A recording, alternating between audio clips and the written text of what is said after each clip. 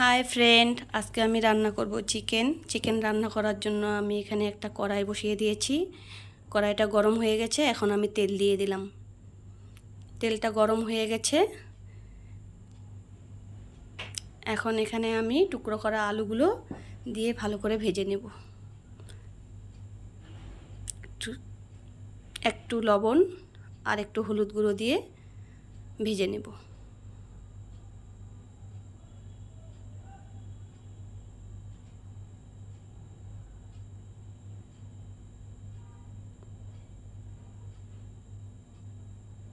আলুগুলো আমার ভাজা হয়ে গেছে, এবার আমি উঠিয়ে নেব।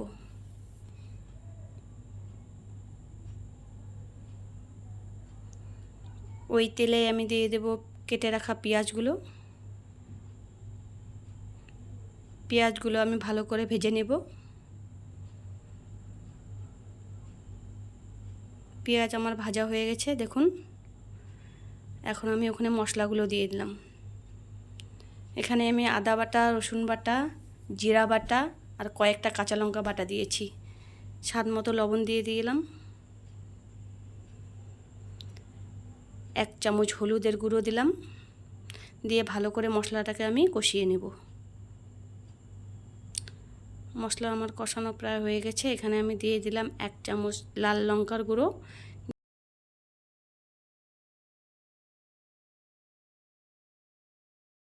শুধু কালার হওয়ার জন্য আমি 1 চামচ লাল লঙ্কার গুঁড়ো ব্যবহার করলাম। ভেজে রাখা আলুগুলো ঢেলে দিলাম। আলুগুলো কষানো হয়ে গেছে, এবার আমি চিকেনটা ঢেলে দেব। আলু, মশলা আর চিকেন আমি একসাথে ভালো করে কষিয়ে নেব।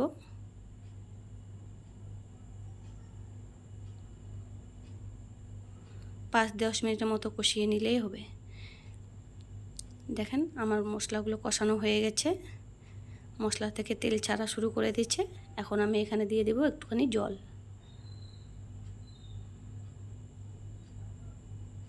জলটা আপনারা আপনাদের পছন্দ মতো দেবেন।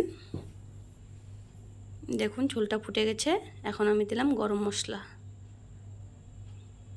গরম মশলাগুলো দিয়ে একটু নেড়ে চেড়ে নেব। তারপর একটু ফুটিয়ে আমি এটাকে নামিয়ে নেব।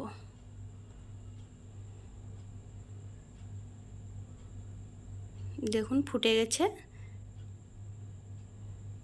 এখন আমি এটা নামিয়ে নেব। রেডি হয়ে গেল আমার চিকেন। যারা আমার ভিডিওটা প্রথম থেকে শেষ পর্যন্ত দেখেছো তাদেরকে অসংখ্য ধন্যবাদ। ভালো লাগলে চ্যানেলটা সাবস্ক্রাইব করে দিও।